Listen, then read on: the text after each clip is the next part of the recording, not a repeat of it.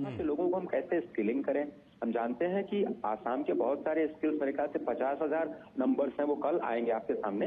50,000 युवाओं को जापान लेके जाना चाहता है अपने यहाँ काम करने के लिए, सॉफ्ट स्किलिंग के लिए। तो ये भी एक बहुत बड़ा कनेक्ट है आसाम गवर्नमेंट का जापान के साथ में। 16 से ज्यादा जो देशों के चैम्बर्स हैं वो यहाँ पर आ रहे हैं और आसाम की संभावनाओं पर तलाश कर रहे हैं। फूड एंड बेवरेजेस बहुत ही इंपॉर्टेंट सेक्टर के रूप में उभर रहा है। फ्रेग्रेंस एक नया सेक्टर है जिसमें आसाम आपको एक नई संभावनाओं के साथ नजर आएगा। इसी तरह से बाम्बू और हॉर्टिकल्चर जो है वो बाम्बू बेस्ड प्रोडक्ट्स, आप समझिए कि हम कितने लाख करोड़ रुपए की अगरबत्ती के लिए जो लकड़ी होती है वो चाइना से आयात करते थे, अब इंडिया ने पूरी तरह से बैन कर दिया है। अब हमारे ही देश के बम्बू का इस्तेमाल अगरबत्ती बनाने में किया जाता है, हैंडीक्राफ्ट बनाने में किया जाता है और अब हम एक्सपोर्ट कर रहे हैं। तो ये जो सारी चीजें हैं ये न केवल संभावनाओं को दिखाती हैं बल्कि जमीन पर उनको ट्रांसलेट भी करती हैं विकास की धारा में। और ये आसाम से जो ये कहानी शुरू हो रही है वो गुवाहाटी से शुरू होकर गैंगटॉक तक जाएगी, जहाँ पे हम ऑर्गेनिक प्रोडक्ट्स को लेकर के जाएंगे। फिर मेघालय जाएगी जहाँ पर हम सबसे बड़े हाइड्रो पावर प्रोजेक्ट की बात करें।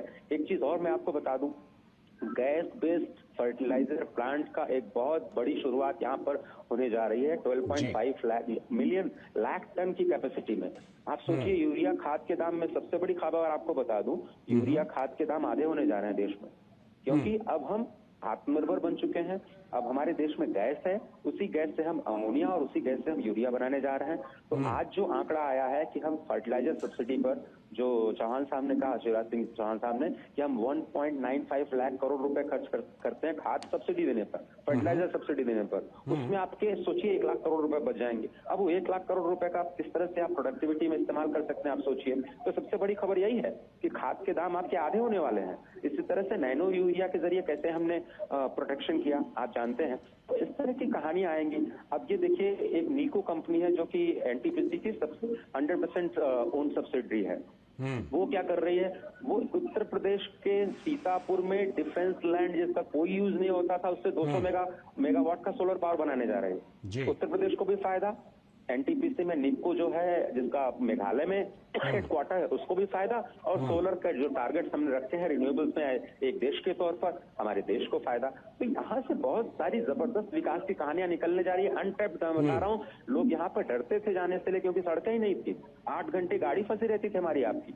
लेकिन अब आप देखिए, 2 घंटे में आप शिलांग चले जाएंगे, 4 घंटे में आप अरुणाचल के रास्ते में होंगे, आप एक दिन एक रात लगा करके आप बिल्कुल आप चाइना बॉर्डर पे जा सकते हैं। गैंगटॉक जाने में आपको केवल एक रात का समय लगेगा। तो ये जो इंफ्रास्ट्रक्चर का विकास हुआ है, मुझे अभी भी याद आता है, अपने साथी से बात कर रहा था, जब अरुणाचल और चाइना में जो सबसे बड़ा पुल बनाया गया, 19 किलोमीटर का पुल, जब प्रधानमंत्री ने उद्घाटन किया था, वहां पे 2 घंटे लोग ढोल और बाजे लगा करके नाच रहे थे उस पुल पे।